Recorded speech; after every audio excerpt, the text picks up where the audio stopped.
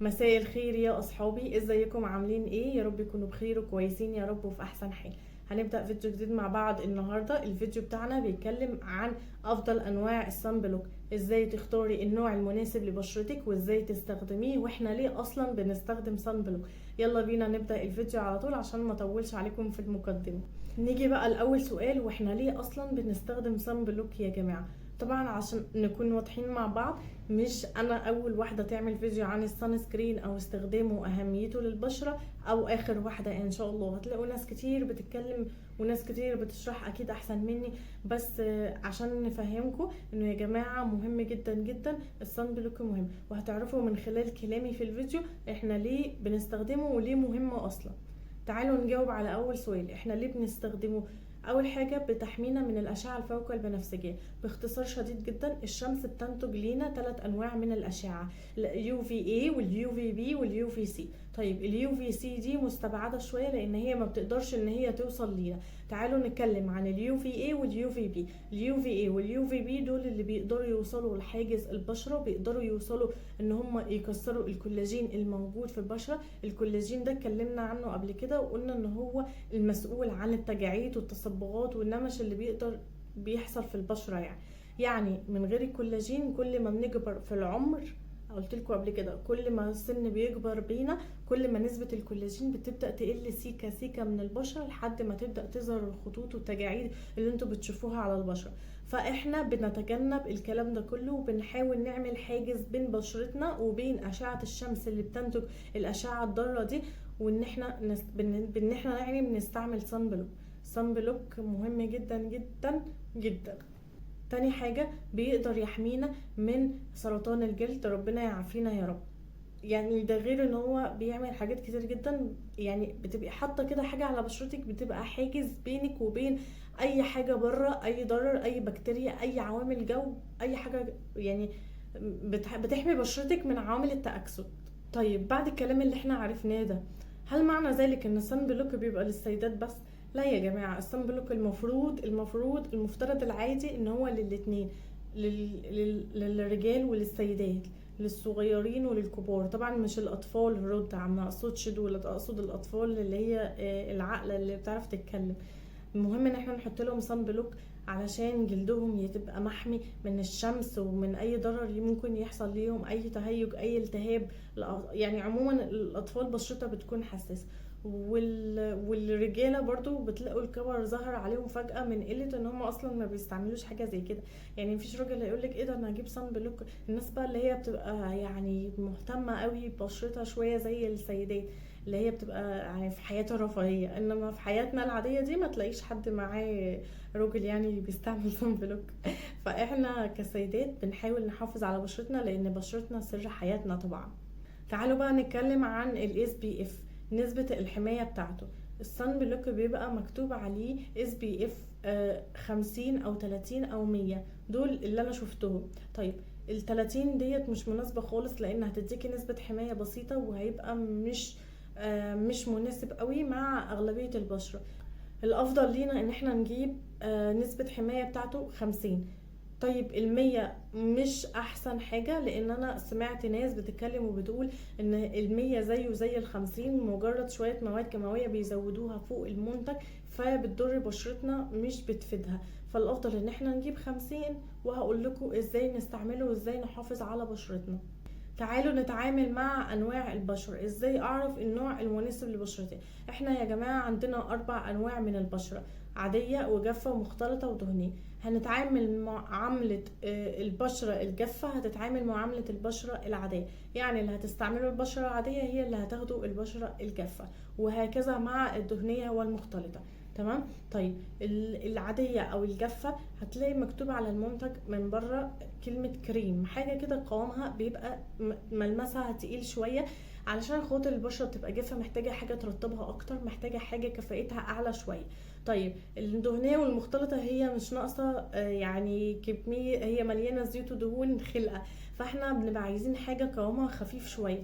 فهتلاقي مكتوب على المنتج من بره كلمة مات او لوشن او جل، او مثلا لوشن او جل، كلمة مات لوشن جل، حاجة دروي حاجات تبقى قوامها خفيف شوية وفي نفس الوقت مش بتعمل افكت جامد او تأثير جامد على البشرة، بتحس ان بشرتك بتتنفس وكأنك مش حاطة حاجة.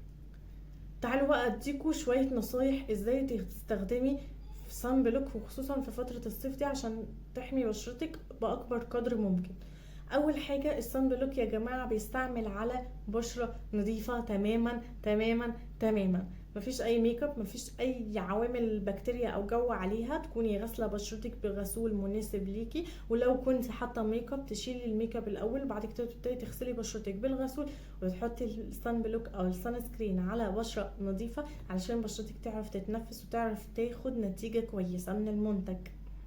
تاني حاجة معانا وهو انه يتجدد كل ساعتين، ما ينفعش ابقى قاعدة في الشمس او طول النهار بره في الشارع 6 7 8 ساعات شغل او جامعة او ايا كان، وفي الاخر ابقى حاطة مرة واحدة قبل ما انزل من البيت وخلاص على كده. لا يا جماعة، الصن بلوك مهمته ان هو بيجدد كل ساعتين، ما ينفعش ان انا اقعد المدة دي كلها من غير ما اجدده، وتيجي اخر اليوم لو ما انت ما حطيتيش بقى تقولي هو ايه ده ما عملش نتيجة ليه، انا بشرتي اسمرت، بشرتي اتأكسدت.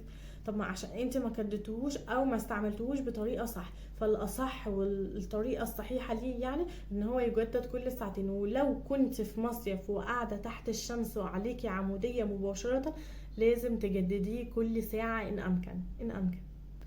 تالت نقطة معانا، الصن بلوك مش بيستعمل للبشرة بس، بيستعمل لأي مكان مكشوف في جسمك. بمعنى أنا محجبة أهو، مفيش غير الجزء ده هو اللي ظاهر والجزء اللي هو بشرتي، فأنا هاجي أحط على بشرتي وهحط على الجزء ده. طيب لو انت مش محجبة يبقى هتحطي على الجزء المكشوف في رقبتك، وتحطي على مثلا دراعاتك لو كنت بتلبسي حاجة قط، ورجلك والكلام ده كله. تمام. نيجي بقى لكمية استخدامه او الكمية المناسبة اللي بتحط على بشرتنا. كل الناس طبعا بتقول صباعين، تحطي بالصباعين من السان سكرين على ايدك وتبداي تطبقي على بشرتك. طب فرضنا ان البشرة يعني خدت صدمة كده ان هي مش مهيئة ان تاخد كل الكم ده مرة واحدة وما قدرتش تشرب او تمتص كل الكمية الصباعين دول مرة واحدة. فانا مش يعني بصراحة ضد فكرة ان انا احط صباعين وابدا احطهم كلهم مرة واحدة على بشرتي. طب ما انا احط كمية مناسبة على بشرتي لحد ما تمتصها، وممكن احط طبقة تانية على بشرتك او وش تاني كده زي ما بيقولوا، وكده انا استفدت ان المنتج ما تهدرش منه. تاني حاجة ان البشرة خدت كل اللي هي عايزاه وزيادة. اخر نقطة معانا بقى وهي اننا نحاول على قد ما نقدر ان احنا نلبس اي نوع طاقية او كاب. لو احنا عموما في مصيف في عندنا الكابات اللي زي كده، دي بتبقى مناسبة جدا جدا ان هي تنفع في المصيف يعني. فقد ايه مريحة جدا ومش حاسة ان انا لابسة حاجة، وبتبقى عاملة حاجز بينك وبين الشمس نوعا ما يعني زائد الصن بلوك، هي الاحتياط واجب. هي بتساعد مع الصن بلوك يا جماعة، مش بتعوضه. هو مهم ان احنا نستعمله بس دي بتساعد معي، احنا بنقول على حاجات تساعد معي. تاني حاجة بقى نضارة الشمس. نضارة الشمس مهمة جدا جدا جدا جدا فوق ما تتخيلوا. نضارة الشمس اللي هو كنت في مصيف هتنفع جدا، وهتنفعك وانت خارجة بقى وانت في مشاويرك وجامعة وشغل والكلام ده كله. الكاب دي مش هتنفع زي نضارة الشمس، لان طبعا ما ينفعش اروح بدي الشغل او انزل اجيب اعمل مشاوير بيها او اروح بيها الجامعة والكلام ده كله. فالافضل بقى ان احنا نحاول نتجنب الشمس على قد ما نقدر، ونحاول نقعد في حتة ضلة ونخاف على بشرتنا يا جماعة. حاولي على قد ما تقدري انك تخافي على بشرتك لان هي سر جمالك. حاولي على قد ما تقدري انك تمنعي نفسك ان تجاعيد توصلك وانت في سن صغير، تيجي تلاقي خطوط كده ظهرت وعلامات وحاجات احنا في غنى عنها. النضارة دي بتحميكي كمان ان الهالات السوداء، من اهم اسباب الهالات السوداء اللي بتظهر لاغلبية السيدات ان هم بيتعرضوا للشمس لفترة طويلة، عشان كده بتلاقي حوالين عينيهم بيبقى فيه كده سواد او هالات سوداء كتير.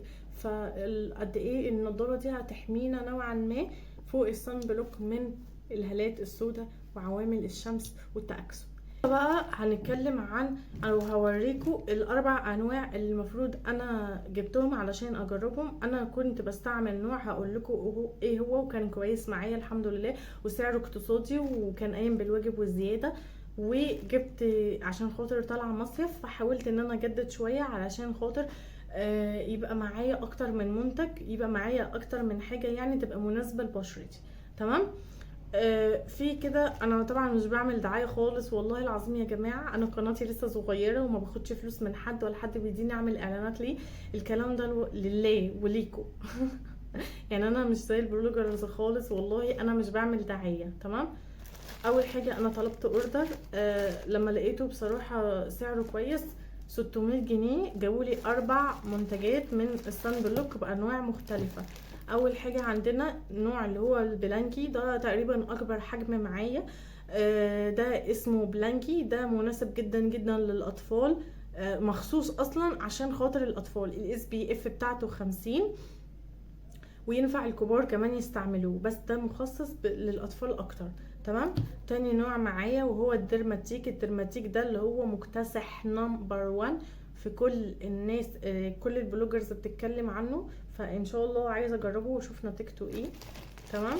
وكليو ده برضو سمعت عنه كلام كتير حلو جدا جدا جدا، فقلت لازم اجربه. واخر نوع معانا وهو السكين سايد. سكين سايد اهو نطقته صح. تمام.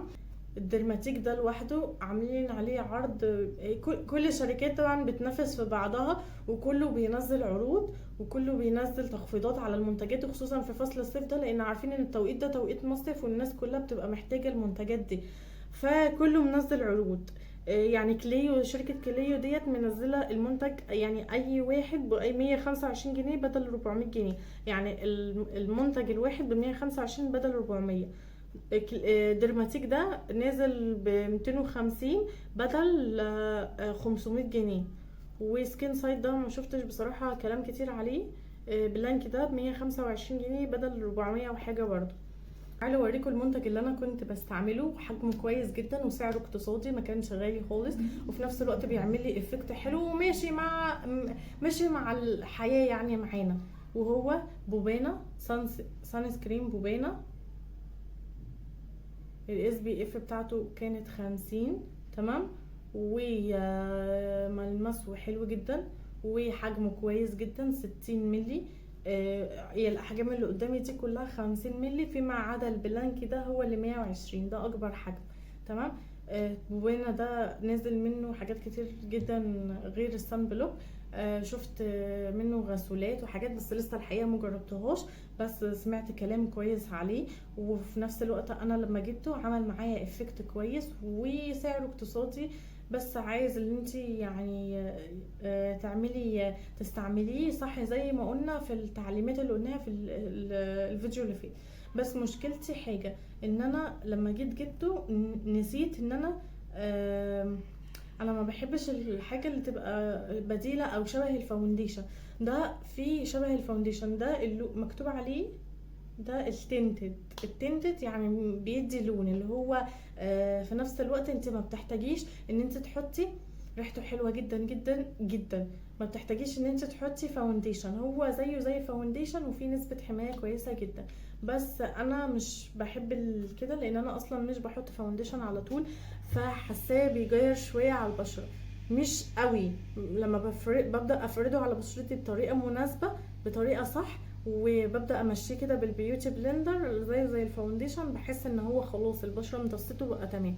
بس انا مش حابه كده، فالحباه بقى في المنتجات الجديده دي ان قوامهم كله كريمي. يعني بصوا السكين سايد ده، انا هطلع لكم حته انا لسه ما فتحتوش. بصوا يا جماعه، الله ملمسه خفيف جدا وريحته حلوه على فكره قوي، ريحته حلوه جدا، البشرة امتصته على طول على طول. تعالوا نشوف الكليو. كليو اصلا مفتوح. طبعا انا المنتجات دي حلوة جدا. الله خفيف جدا، ريحته مفهوش ريحة قوي، مش ظاهرة قوي برضو، بس بصوا البشرة امتصته بسهولة. كده خلصت معاكم الفيديو، اتمنى يكون عجبكم. ما تنسوش الاشتراك في القناة وتفعلوا زر الجرس. لو عجبكم الفيديو دوسولي لايك ليه. مع السلامة.